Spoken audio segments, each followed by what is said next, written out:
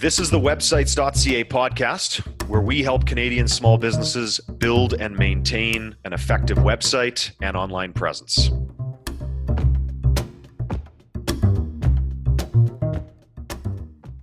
This is Sean Corbett with websites.ca marketing. And Ryan Demaray over here with websites.ca sales. We're going to catch up with Ryan. It's been a few months, Ryan. You've been gone. Your new proud father. That's right. Welcoming baby Dexter Demaray to the world. So thanks so much. I don't know if that time away has given you some insights on websites and the internet, but we're hoping just to catch up with you. It's a busy season right now. As we know, the fall is when a lot of people get back to work after summer lull. They're preparing for the wintertime. This year is a unique year because we're not sure how many of our clients are going to be able to go away for the winter. So we might be busier than we've ever been this winter. But what are you hearing from the phones, Ryan? What are people concerned about right now in terms of websites or online stuff? Yeah, good question. And you're right. I think that's probably what we're going to see a little bit more of come the winter months. Is we might be a little busier because people, ever since the start of the pandemic, it seems like people have focused more inwardly and a little bit on their online image and their website and how they can leverage these online tools to help their business. So what I've been hearing, a couple of things. I mean, from a sales perspective, I constantly talk with people that have outdated websites, just missing some of the key factors or marks of a good website in 2020. It's a lot of people out there with unsecure websites or websites that aren't mobile friendly. So I'm still talking with a lot of business owners that need to get their websites up to date, and obviously that's something that we help with. But do you think, Ryan, just to jump in there, of course, because of course, we do this all the time. So obviously, if someone says, "Well, my website's not secure, it's out of date, or it's not mobile friendly," we picture that as a pretty simple fix because we know the process behind it.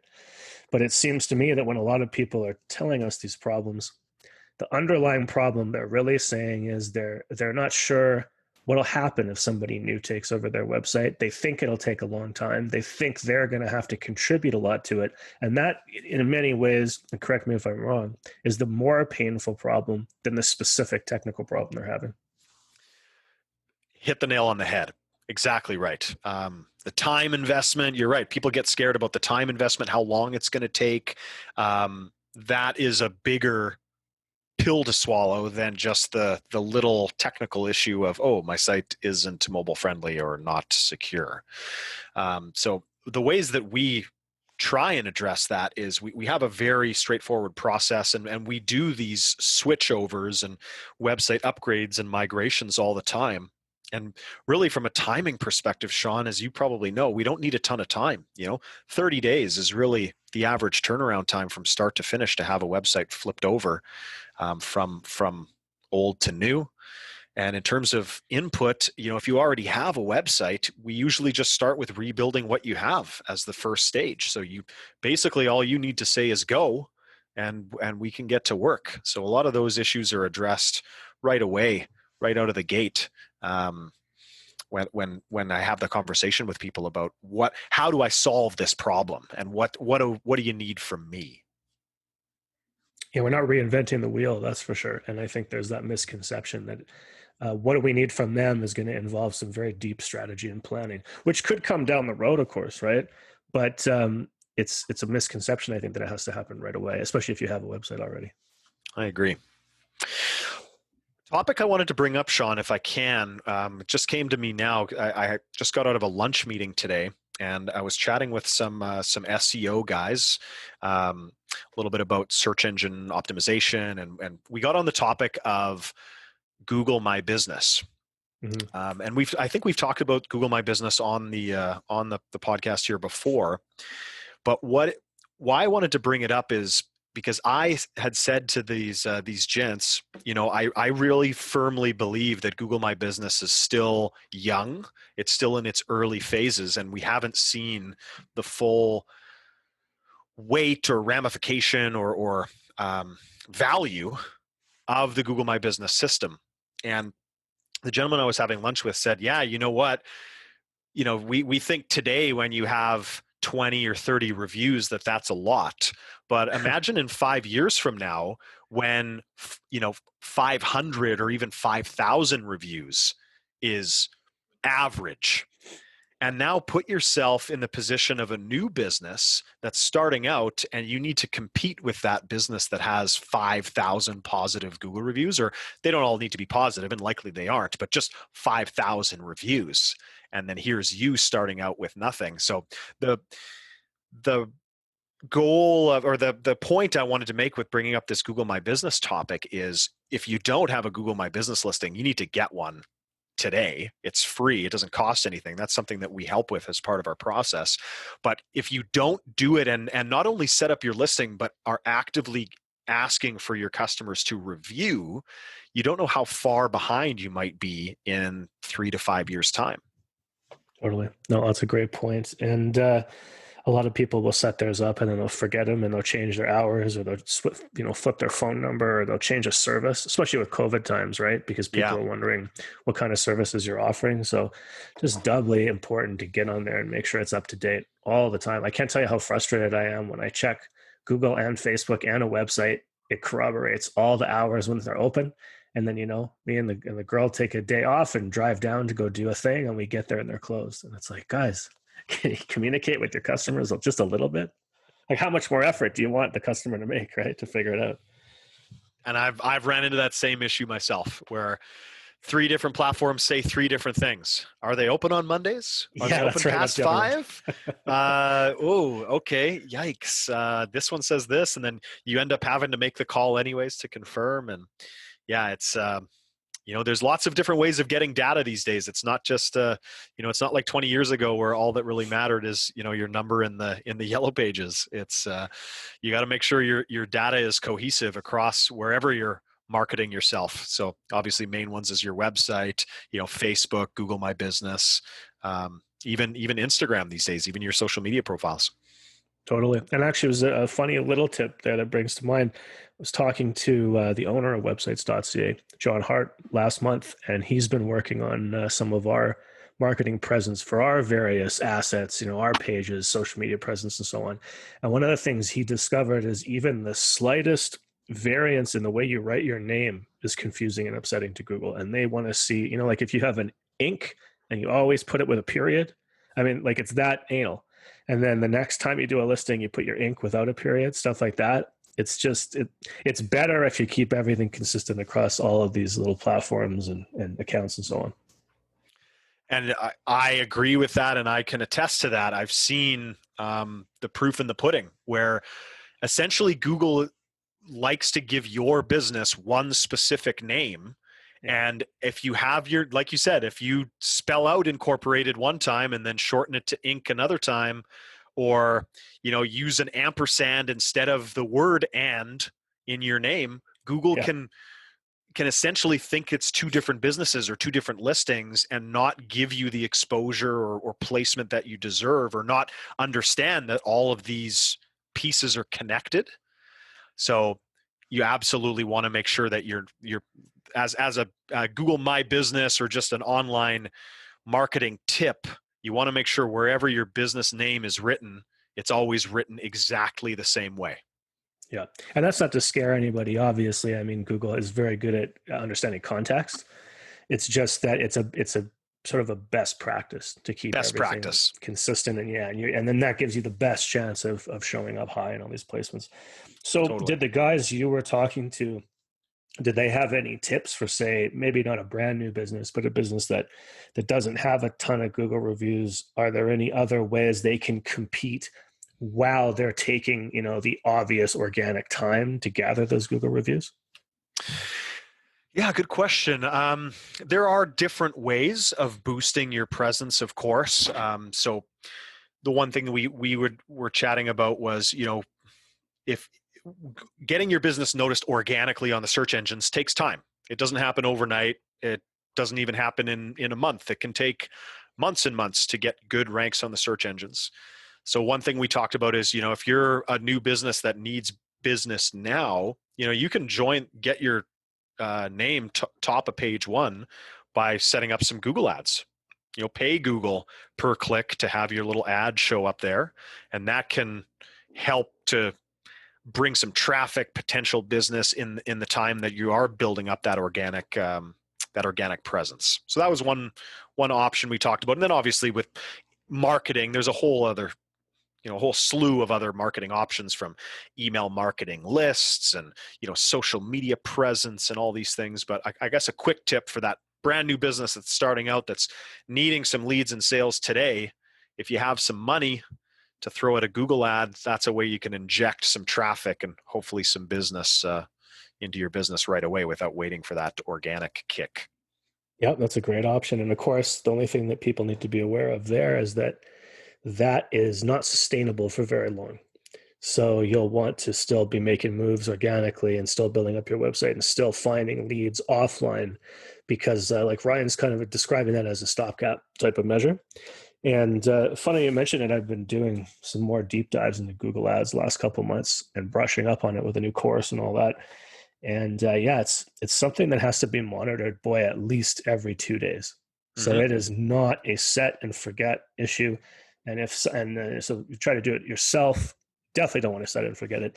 If you're hiring someone to do it, you want to figure out what they're paying them and ask them just how often they're checking in on keywords, negative keywords, who's searching for what and finding how much it's costing, all that kind of stuff. So you have to go into it with eyes open. And I may have the inside track on somebody. If your website's .ca client, I may have the inside track on someone who could help you with that. Mm-hmm. And you may be listening to him right now. So if you need help with that, you can talk to Ryan, and he'll see if it's a good fit, and he can refer you over to something that I help with. Absolutely. So on the topic now of support, because I know you also sort of head and motivate and keep in touch with the support team on what our customers are currently doing and their desires and what they might be struggling with. Have Mm-hmm. you heard anything in the last month or two since we talked to you that might be topical to bring up for the listeners here? Yeah. Two things. One, it ties into Google My Business and reviews about your business. So just a quick story. I was chatting with a lawn care business out of Alberta. This was just the other day, and we were talking about Google My Business and generating these Google reviews, and they're all about that. But they had also asked about the people. So for those that don't know, to write a Google review, you do need to have a Google account, because Google doesn't want anonymous people writing anonymous reviews. They want these reviews written about businesses to be legit. So this client asked me, listen, we deal a lot with the baby boomer generation, a lot of seniors that most of them don't have a Gmail account, and they don't know how to write an online review.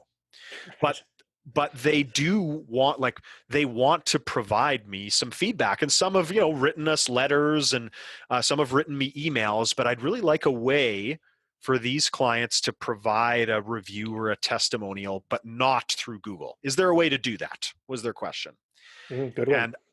And I responded with, yes, absolutely, there's a way we can do that on your website with a review form. So what we did for this customer is we built a little form that asks for the user's name, the quick description of the job that they did, and their overall impression and feedback about the work that was done. 3 simple fields that someone could fill in on the form. And we built this form on a new page on their website. We called the page the review page. So the goal here is they're going to send their customers that aren't Google savvy to their website, and they can just write a review there. They don't need to have any specific accounts. They just need to fill in 3 boxes and hit a submit button. And that's going to shoot an email over to the business owners with that review, and then they're going to handpick some nice reviews about, that were written about them to post on their own website. So this is just something to keep in mind, because yes, Google My Business reviews are, in my view, the most important place you can write a review about a business. And as a business owner with a review or with a listing, you want people to review you on Google ideally, and obviously the positive reviews are what we're all aiming for. Not to discount the negative reviews either, though, because having a negative review once in a while can kind of bring some legitimacy to a business if it's within reason, of course. But point I'm trying to make is there's ways other than Google to write a review, and we have creative options that we can build into your website to help bring in those testimonials or reviews. And then you have a history of this that you can kind of cherry pick, obviously the best reviews about your business to show you in the best light. Yeah, it's also creating some searchable text on your website too, so you are adding new content to your website in a way, which is nice, and probably keyword specific website. Excuse me, keyword specific content too. Bingo. And there's other things too. You're bringing the traffic full circle to your website rather than your Google business listing. You're doing, as you said, doing updates to the website. So that was one thing that came up. And then the other topic I wanted to mention, which I think we talked about before my little hiatus here, I think we talked about this in either June or July, which is online ordering and order forms on websites. Obviously, with the COVID situation and lockdowns, people are shifting their views a little bit more to online ordering. And my advice to our customers or people out there that need help with this is to reach out to us, because we have some really great options, and we're big fans of the baby step method, and that you should put one foot in front of the other. And if you're not ready to do a full bore e-commerce solution with all the shipping and taxes and all that, because when you get into e-commerce, it can get time consuming and frustrating and expensive. But was just working with a client the other week that wanted a simple form for people to purchase. They were doing this was just for Thanksgiving. They were doing a Thanksgiving, like a turkey takeout kind of idea. And it was basically just, here's the turkey dinner. How many people are you trying to feed? You need, 1, 2, or 3 orders of this big turkey dinner with all the sides and fixins. So that was something we were able to set up with them. There was no payment processing. It was just an order request, essentially. They get it through their email, and we're able to reply to the customer right away and set those orders up. And the beautiful thing is that's something we were able to turn around in like a week and a half, up and running on the website. No added cost to do it, no big back and forth, no frustration, straightforward, simple order form. So that's something else I've seen a little bit more about, is people wanting to get into e-commerce or wanting to do some kind of online ordering, but either don't have the budget or the time to focus on it. We can do a baby step method of, hey, why don't we try an order form on the website first? So that's something I've seen a little bit come up more frequently since the COVID situation started. That's great. And a little underlying strategy there that Ryan's covered, if anyone missed it, is that the vendor there, they could have just taken an email from their customers. They could have taken a phone call order from their customers.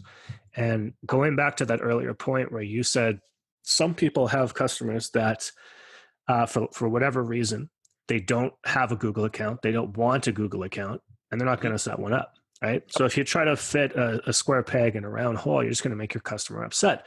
Well, likewise, you may have clients or customers or patients or whatnot that don't like to use email, that don't like to call in. Right. Like I know my generation, our generation, Ryan, we don't really like to call. We want the information written out for us on the website. Right. It's a bother for us to call. Mm-hmm. So taking that in mind, when you create a form like Ryan's talking about on your website, essentially you're doing the same thing, right? You're just giving people a different avenue. They may feel that it is more convenient to go to your website and fill it out. And I've tested this with different marketing clients. And again, people always say, well, it's the exact same thing as emailing me. And I say, not to them, right? So if you give people these different options, they will thank you for it. And exactly what Ryan's saying, it's not that hard. It's not that expensive. You don't have to go through big production. That's the wrong attitude. The right attitude is to think, okay, well, how would they use it? How would they appreciate it? What would seem more convenient to people? Let me do that first. And also on the topic of reviews, I was just thinking too, another thing that people could do is a lot of the boomer and older crowd is on Facebook right now. Magically. I think in many ways, they sometimes feel more comfortable on Facebook than even I do. So they have a review platform as well. If people don't have a Google account, you can still send them to your Facebook page if they have a Facebook account. So lots of different ways to skin a cat. Absolutely. And that's actually a really good point that I didn't even think about. And one thing that you may notice about Google My Business is Google My Business will sometimes feed review data from other sources Yeah, like exactly. Facebook. So even, if that user doesn't have a Google account, but they have Facebook, get them to write you a review on Facebook. Because going back to that review conversation with the review form, the downside of that is those positive reviews that you're getting aren't being tracked by these trackable review systems that Facebook and Google have, where they're sort of tallying the number of reviews and your average star rating, right? You don't get that benefit with somebody that just submits a review to you or writes you a letter or sends you an email. So like I was saying, I always try and coerce my customers, hey, get them to write you a review in these platforms first. But if that doesn't work, instead of just telling them, nah, your review is worthless to us, that's not good business. Give them those options. And I think that ties as well into what you said before about giving people different methods to contact you, because there's so many different comfort levels out there these days. And you're right, like our generation is not one to pick up the phone first. It's more of a, write an email, fill out a form, or expecting the information online. And I'm glad you mentioned that, because that does tie into the turkey ordering form that we did, because this client said, we do get a lot of orders over the phone. So, what we want to have is, if you prefer, like right above the form, we had their phone number with a clickable tell link that says, if you prefer to call in your order, call us here. Otherwise, you can fill out the form here. So giving people those options that they're comfortable with, because everyone's different these days in terms of how they prefer to communicate. If you're not satisfied with your current website or the service you get from your provider, you can switch to websites.ca for free and get a great support team behind you. Just visit business.websites.ca. That's BUSINESS.websites.ca, or email Ryan directly at ryan@websites.ca. Yep, I think we've covered a couple interesting things here as we're kind of looking towards the winter. Right? I always appreciate your time. Thank you. Hey, always a pleasure, Sean. Thanks for listening, guys. Catch you next time.